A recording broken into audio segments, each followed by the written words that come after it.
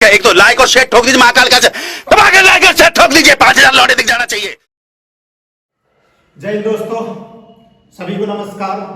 जैसा कि आप जानते हैं मेरा नाम संदीप चौहान है और आपको ये भी पता है कि हमारी अपनी एकेडमी है, बहुत अच्छी प्यारी सी एकेडमी है, जीनियस कैरियर एकेडमी, जो मैंने 4 महीने पहले ओपन करी है। तो हमारे पास काफ़ी बच्चे हैं, navy, air force, Delhi police, SSC, GD, अभी एग्जाम आ रहा है। तो आज का वीडियो का मेन पर्पस क्या था कि हम फिजिकल की वीडियो डालते हैं और क्वेश्चन पेपर सॉल्व करते हैं, मैथमेटिक्स, रीजनिंग, जीके, इंग्लिश सब की वीडियो डालते हैं। तो मैंने सोचा कि जो बच्चा एक उत्सुक होता है ना, ईगरनेस होती है बचपन में, जैसे बच्चा 10th करता है, 12th करता है, फिर सोचता है आर्मी में जाना है, नेवी, एयरफोर्स, पुलिस, इसमें जाना है, तो एक ईगरनेस सी रहती है बच्चे के अंदर, एक एंथुजियाज्म होता है, उत्साह रहता है बच्चे के अंदर। तो मैं आज आपको बताऊंगा, मेरे लाइफ स्टोरी के जरिए आपको आर्मी की कहानी बताऊंगा कि कैसे भर्ती होते टाइम प्रॉब्लम फेस करता है बच्चा, फिर एंजॉय भी करता है, ट्रेनिंग को एंजॉय करता है। ट्रेनिंग में मुझे तो सबसे ज़्यादा एंजॉय लगा, क्योंकि एक ग्रुप में होती है ट्रेनिंग। तो मैं आज आपको बताऊंगा कि लाइफ में ना कैसे एक बच्चा सब कुछ फेस करते हुए एक सैनिक बनता है, फिर रिटायरमेंट आता है और फिर अच्छे थ्रू आउट द सर्विस में अपना कैरियर को आगे अपहोल्ड करता चला जाता है। तो मैं 17 साल का बच्चा था, एक गांव, महेंद्रगढ़ डिस्ट्रिक्ट में मेरा गांव है, छोटा सा गांव। हमने मतलब अपने लाइफ में इतना स्ट्रगल किया, 5th तक एक गांव में किया, फिर 8th तक दूसरे गांव में किया, फिर 10th 12th एक टाउन में किया पास। तो हमने एक मतलब एक स्टेबल लाइफ होती है ना, आजकल के जो बोलते हैं कि एक स्कूल में, कॉन्वेंट स्कूल में, मैं तो वो बच्चा हूँ जिसने 6th क्लास में अंग्रेजी पढ़ना स्टार्ट किया था और बाद में अपने इंटरेस्ट से मैंने एमए इंग्लिश किया है 2 बार, वो भी एमडी यूनिवर्सिटी से और एक इग्नू यूनिवर्सिटी से। तो मैं राइट फ्रॉम माय चाइल्डहुड, मेरे बचपन से आपको कहानी बताता हूँ। मैं 17 साल का बच्चा मोटिवेट था, मेरा चाचा, मेरा ताऊ, मेरा बड़ा भाई सब आर्मी में। और अब उसके बाद तो मैंने अपने गाइडेंस से अपने काफ़ी रिश्तेदारों के बच्चे, 8-9 बच्चों को मैं भर्ती करवा चुका हूँ। मेरा खुद का लड़का 20 साल का है जो 3 साल एयरफोर्स में हो चुके हैं, उसको। मेरी भतीजी हरियाणा पुलिस में सिलेक्शन हो चुकी है। तो मैं ये कहना चाहता हूँ कि मतलब बच्चा, एक गांव का बच्चा जिसके अंदर एक थोड़ा सा मोटिवेशन आ जाता है कि फौजी बनना है, और वो करता चला जाता है और फिर सक्सेस हासिल कर लेता है। हम लोग भर्ती देखने गए चरखी दादरी बीआरओ में, 9th क्लास में हमने एक ग्रुप बनाया। बच्चे एक ग्रुप नहीं बनाते कि आरपल से हम रनिंग करने चलेंगे।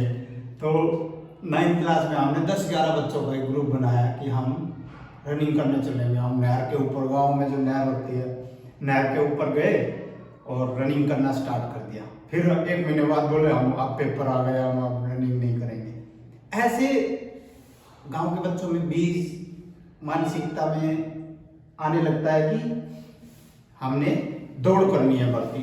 कुछ एबीसीडी पता नहीं होता कि क्या भर्ती होना है, कैसे होना है, लेकिन वहाँ पे एक मोटिवेशन उनके अंदर पनप जाता है। और ज़्यादातर लड़के गांव के ही क्यों आते हैं आर्मी में सोल्जर बन के, क्योंकि गांव के बच्चों में उत्साह ज़्यादा होता है। और वो बच्चे जो शहर के बच्चे होते हैं, आलतू फालतू में टाइम थोड़ा जाता है, लेकिन कंपेरेटिवली गांव के बच्चे ज़्यादा तगड़े होते हैं, मैं ये मानता हूँ। तो हुआ क्या, मैंने जैसे ही 12th पास करी, कॉलेज में एडमिशन लिया, एनसीसी ले ली कि फौजी बनना है।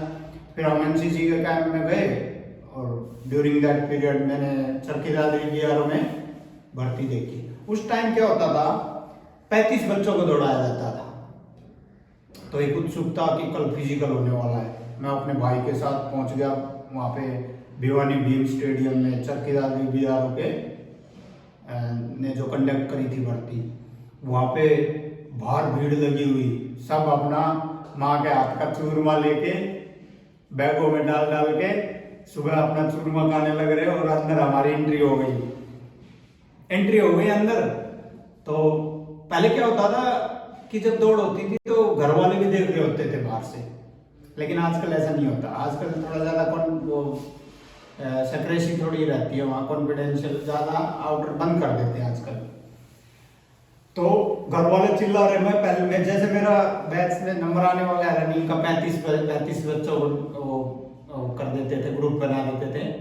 तो उसमें उनके पापा चिल्ला रहे हैं, उनका बेटा दौड़ रहा है, तो ऐसे बहुत ज़्यादा उत्साह लगता था उस टाइम पे। लेकिन आजकल होता है कि 300, तो आजकल प्रॉब्लम है ज़्यादा, बच्चों को 300 बच्चों को दौड़ा देते हैं, एक दूसरे के मतलब पैर में लग जाता है और वो बच्चे, कुछ तो बच्चे गिर जाते हैं, 15-20 बच्चे तो 300 के बैच में गिर जाते हैं। तो आज मेहनत कंपैरेटिवली ज़्यादा करनी पड़ रही है बच्चों को, क्योंकि भीड़ ज़्यादा भागती है। तो हमारा फिजिकल हो गया, मेरा फर्स्ट ग्रुप में हो गया, 35 बच्चों में मेरा 7वां नंबर आया था दौड़ रनिंग में, और 5 मिनट 10 या 11 सेकेंड ऐसे फर्स्ट ग्रुप में मैं आ गया था। अब उत्सुकता बढ़ी, चाव चढ़ गया कि हमारा फिजिकल हो गया, फिर मेडिकल हो गया, फिर रिटन टेस्ट में एक RS यादव की बुक होती थी, इकलौती एक बुक जो याद कर लेता था ना उस टाइम वो भर्ती हो जाता था। तो RS यादव की रेवाड़ी से मैं बुक लाया और उसको मैंने ऐसे रट्टा मार दिया जैसे हनुमान चालीसा। मेरा भाई क्वेश्चन सुनता था, हर एक क्वेश्चन मुझे याद, हर एक क्वेश्चन मुझे याद। तो मेरे रिटन टेस्ट में 67-68 नंबर आए थे, और जो मैं काफ़ी अच्छे नंबर थे। और BRO चरखी दादरी के हेड क्लर्क ने बोला भी था कि संदीप के अच्छे नंबर हैं और इसको कोर में भेजेंगे, लेकिन मेरे को इतना चाव चढ़ा हुआ कि बस फौजी बन गए हम, हमें जाना है सेंटर में। बोला चलो, हमें बांट दिया गया। वहां से एक उमंग इतनी फूटी ना भर्ती होते ही, मतलब इतनी खुशी कि हमें गवर्नमेंट जॉब मिल गया। क्योंकि हम गांव में देखते हैं जब फौजी छुट्टी आता है ना, तो गांव के बूढ़े बुजुर्ग ऐसे बोलते हैं हाँ बेटा आओ बैठो, और बाकी जो हमारे जैसे खेलते रहते थे उनको बोले ओए भाग इधर से, ऐसे बोलते रहते हैं। बुजुर्ग आंटियां, महिलाएं गांव में, सारी दादी परदादी, सारी इज्जत किसकी करते हैं कि जिसको फौजी है छुट्टी आया है। इवन जो टीचर और लेक्चरर रहते हैं ना गांव में, उनकी भी इतनी वैल्यू नहीं होती जितनी फौजी की वैल्यू होती है। और यही चीज देख के हम भी, और यही चीज देख के और भी मोटिवेट हो जाते हैं फौज में आने के लिए। क्योंकि फौज जैसे लाइफ है ना, वो चाहे कितनी थोड़ी बहुत डिफिकल्टी से भरा हुआ है, ज्यादा नहीं, लेकिन वो बहुत ज्यादा आकर्षित करता है इस जॉब को, डिफेंस वाले बेल्ट के जॉब को। क्योंकि जो इज्जत फौज में रह के मिलती है ना, वो बाहर किसी भी जॉब में नहीं मिलती है। और एक मैं आपको पहचान बता देता हूँ, वर्दी है ना, आभूषण है फौज का। जो वर्दी है ना, वो उसको अलग कर देती है भीड़ से। बहुत बड़े बड़े इंजीनियर, प्रोफेसर जा रहे होंगे, किसी की कोई पहचान नहीं होती, चाहे वो कितनी भी बड़ी गाड़ी में चले, लेकिन वो आम आदमी है, क्योंकि सबके पास गाड़ियां हैं। तो एक यूनिफॉर्म होती है ना, वो बहुत ज्यादा डिग्निटी होती है सोल्जर की। वो सोल्जर का आभूषण है, और आमरण मरते दम तक उसका आभूषण है वो। इसलिए मोटिवेट हो जाते हैं गांव के बच्चे कि हमें फौजी बनना है। अब टेम्परेरीली कुछ सिस्टमेटिक जो सरकार की जो गवर्नमेंट सिस्टम ये है कि 4 साल का सिस्टम आ गया, ये आ गया, कुछ नहीं कह सकते कि ये टेम्परेरी है कि परमानेंट। हो सकता है 2 साल में चेंज हो जाए, 15-20 साल की फिर नौकरी हो जाए। हमें लगे क्यों रहना है कि हमें जॉब में जाना है। तो फौज में कैसे हम आकर्षित होते हैं बच्चे गांव के। मैं तो ऐसे हुआ, मेरा भाई आता था छुट्टी, उसको ज्यादा रिस्पेक्ट मिलती थी कंपैरेटिवली मी, तो मैंने सोचा कि मैं भी फौजी बनता हूँ। और मैंने उस दिन से तैयारी की, ग्रुप बनाया। जो उस ग्रुप में वो लड़का है मेरा साथी जो फौज में है, बाकी कुछ कंपनियों में चले गए हैं। तो ये मैं आपको बता रहा हूँ मेरी लाइफ के थ्रू कि देखो, कुछ कंपनियों में चले गए, कुछ दुकान खोल लिया, किसी ने गुड़गांव में दुकान कर रखी है, एक फौजी है, एक लेक्चरर भी है मेरा साथी, एक अभी और भी पता चला है कि दूसरे गांव का था, उससे भी मेरी अब दोस्ती हो गई है, वो भी लेक्चरर है फिजिक्स का, रामबास गांव का, जयपाल यादव। तो मैं कह रहा हूं कि जो और जॉब है ना उसमें इज्जत है, लेकिन फौज की जो फौजी बनता है उसकी सबसे ज्यादा इज्जत है समाज में। और एक बड़ा फायदा मैं आपको बताऊं, फौजी आदमी जैसे भर्ती हो जाता है ना, मैं अपने उसमें अपने लाइफ के थ्रू में बताता हूँ। हमें आरटी सेंटर नासिक में भेज दिया गया। मैं अपने डिस्ट्रिक्ट हेडक्वार्टर में भी नहीं गया और मैं आरटी सेंटर नासिक में पहुंच गया, मतलब ऐसे घूमने। हमारी रिश्तेदारी मान लो नहीं है डिस्ट्रिक्ट में, हम मामा के घर जा रहे हैं, एग्जाम के बाद 10 दिन वहाँ रुक के आ गए। तो मतलब जो मेन शहर है ना हरियाणा के, कहीं भी मैं गया नहीं और भर्ती सेंटर में पहुंच गया। क्या एक विल पावर थी फौजी बनने की, फौजी बने, चल पड़े, वारंट दे दिया गया, चरखीदार बिहारों से नासिक पहुंच गए। वहाँ एकदम से अलग आना, दिल्ली मथुरा वगैरह देखते हुए जाना, हर एक शहर के बारे में भाई पता लगना। उस टाइम फोन नहीं होते थे, एक दूसरे से चिपके रहते थे हम दोस्त। आजकल क्या हो रहा है, फोन लेके बैठे रहते हैं। आज का इंसान क्या है, 3 स्क्रीनों से के अंदर खोया हुआ है, या तो टीवी में या लैपटॉप में या मोबाइल। उस टाइम हमारे पास में 98 दिसंबर में भर्ती हो गया, तो हम मार्च 99 में ट्रेनिंग पे चले गए। हमारे पास मोबाइल नहीं होता था, जाते ही हमने चिट्ठी लिख दी। वो ब्लू कलर के अंदर देश के फॉर्म होते थे, क्या मजा आता था उनको लिखने में, भाई मैं ठीक हूँ, माँ मैं ठीक हूँ, ऐसे लिखने में क्या मजा आता था। घर से फिर चिट्ठी आती थी, फिर उस चिट्ठी को पढ़ के हम, जब तक दूसरी चिट्ठी नहीं आती थी ना, ट्रेनिंग में बता रहा हूँ, तब तक हम उसी चिट्ठी को पढ़ते रहते थे। आंखों में आंसू आ जाते थे। घर से लाए हुए लड्डू, घर से लाया हुआ गूंद खाते थे साथी इकट्ठे होकर के, यार तेरे वाला गूंद कैसा है, तेरे वाला कैसा है। मतलब क्या नज़ारे थे वो, क्या शेड्यूल था यार। ट्रेनिंग में मज़ा आ जाता था। पिक्चर देखना, संडे को फौज में पिक्चर दिखाई जाती है। बाकी 6 दिन हार्ड वर्क, पसीनों में मतलब बनियान पसीने से तर, और फिर उस्ताद मार देता था डायलॉग, फिर पूरा हंसते थे हम, तो फिर वो थकान गायब हो जाती थी। और मैं कहता हूँ एक बंदे से अगर ट्रेनिंग करवाई जाए ना आर्मी की, तो मर जाएगा सोच सोच के ही। ग्रुप में इतना मजा होता है ना, ग्रुप में ट्रेनिंग करते हैं हम, तो पता ही नहीं लगता। और यूनिट में जाने लगे ना, पोस्टिंग आउट जब ट्रेनिंग, तो लगा यार ये दोस्त बिछड़ गए हैं, अब क्या होगा। यूनिट में नया यूनिट में बनना लगे, और झारखड़ा पट्टी चल रही थी ना सेंटर में, जहाँ कोनियां छील दी गई, काली काली हो गई कोनियां घुटने। गोली गलत लग जाए फायरिंग में तो उस्ताद मारता है, पीटी में अगर तेज नहीं दौड़े तो मार रहा है, रस्से से मार रहा है, लेकिन हमें अच्छा लगता था। तो आजकल जो मोटिवेशन है, अब भी आ रहा है मैं मानता हूँ, लेकिन ऐसे लगता है कि जैसे वो मिल बांट के जो सुख दुख है ना, वो मोबाइल ने थोड़ा चुरा रखा है। तो इन चीजों को फिर हम यूनिट में चले गए। रही बात सेंटर की, सेंटर में जो भिन्न भिन्न जो एक्टिविटी होती थी ना, पीटी हार्ड पीटी करवाने के बाद पेड़ों के नीचे सुला देता था उस्ताद, बोलता था 3 मिनट के अंदर नींद आनी चाहिए, और हम सो जाते थे। और जो जो जगह रहता था ना उस्ताद, उनको खाने के लिए भेज देते थे। तो मेरे नासिक धार्मिक सिटी है, उसके अंदर ट्रेनिंग चली, वहाँ शिरडी साईं बाबा है, कई बार हम देखने गए। तो कोई बंदिश नहीं है, आउट पास मिलता है बच्चों को, लेकिन ड्रेस एक जैसी रहती है, ब्लैक पैंट वाइट शर्ट, तो उसको मतलब अच्छा लगता है हमें, एक यूनिफॉर्मिटी सी दिखती है वहाँ पे। बहुत मज़ा आता है ट्रेनिंग में, जब आप जाओगे तो फील करोगे। और आज तक मैं उसको नहीं भुला पाया हूँ।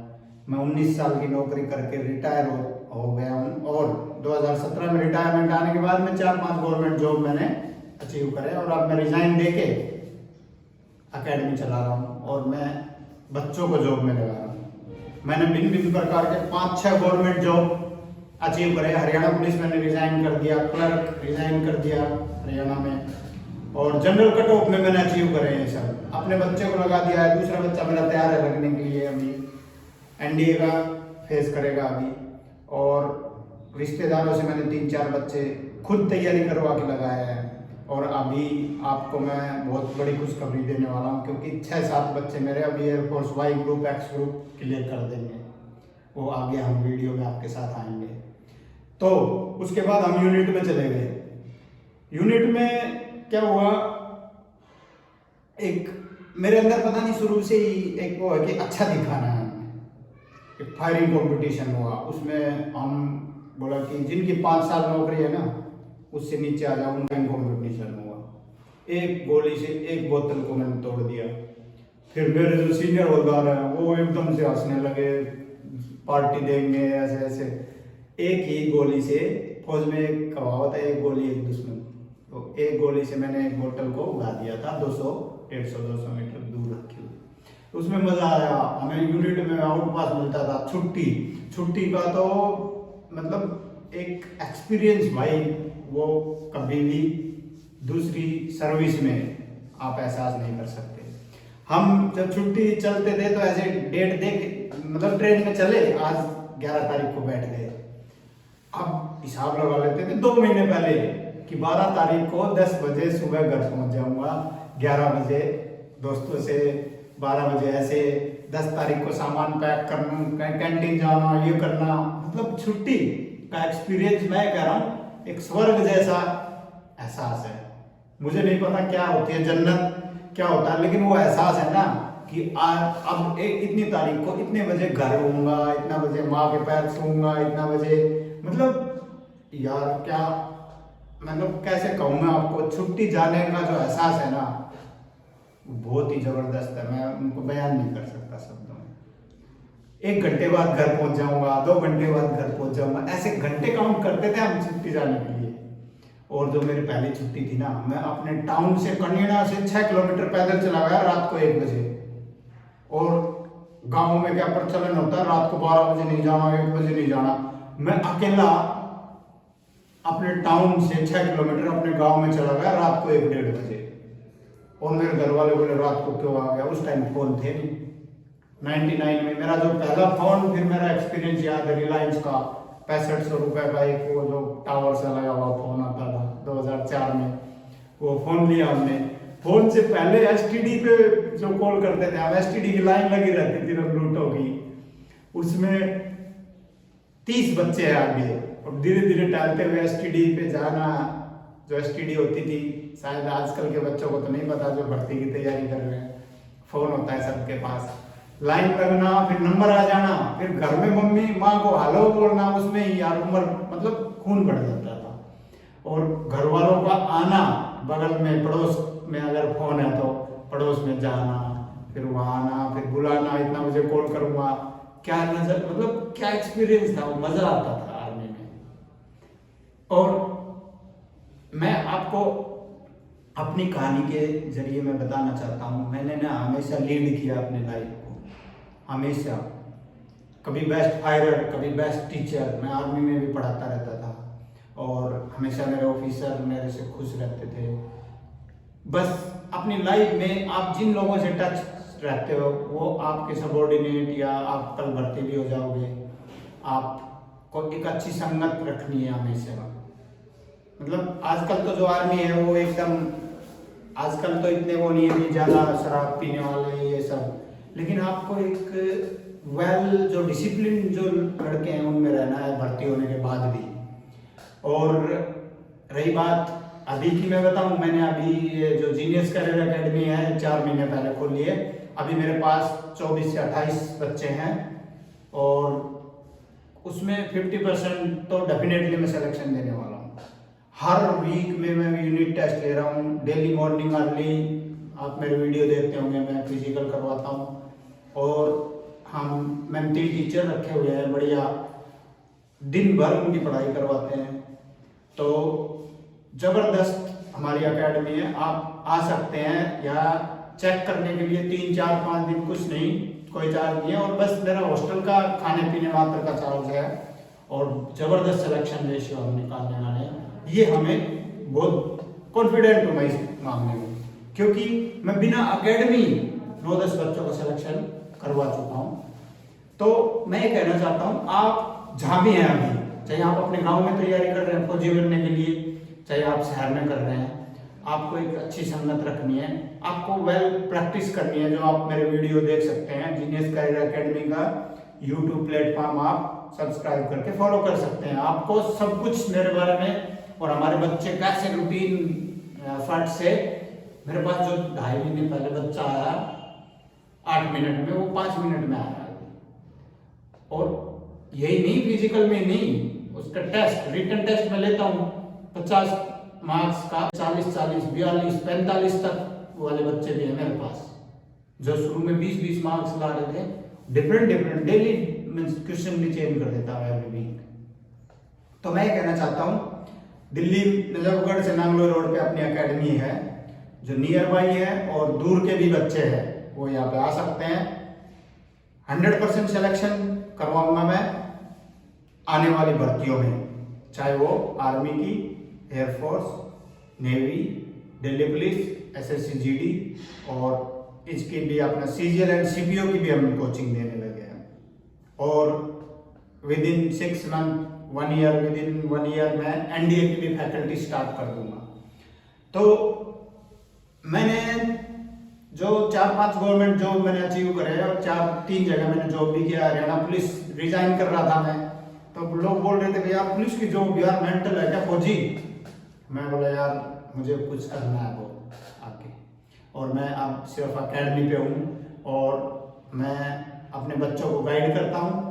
मैंने जैसे डिफरेंट सिलेक्शन देखे हैं, मैं अपने बच्चों को, क्योंकि जैसे मैंने अपने बच्चे को भर्ती करवाया ना गाइड करके, वैसा ही ट्रीटमेंट मैं अपने स्टूडेंटों से करता हूँ। अच्छा हॉस्टल है हमारा, अच्छा खाना है, और परिवार जैसा लगता है, एकदम घर जैसा, क्योंकि यहाँ पे साथ खाना खाना, डांटना भी और प्यार भी करना। कामयाब कौन होते हैं बच्चे, एक दिन डांट सुनते हैं, दूसरे दिन प्यार मिलता है उनको माँ बाप का या गार्जियंस का। तो मैं ये कहना चाहता हूँ, आपको अगर तैयारी करने में कोई प्रॉब्लम हो रही है घर में, तो आप मेरे पास आ सकते हैं, और आपको मैं अपने एक्सपीरियंस से बहुत ज़्यादा चीज़ें सिखाने वाला हूँ। मेरे बच्चे जो क्लास में रहते हैं, सर आज मिसाइलों के बारे में बताओ, आज आर्मी की इन चीज़ों के बारे में बताओ, मैं बताता हूँ।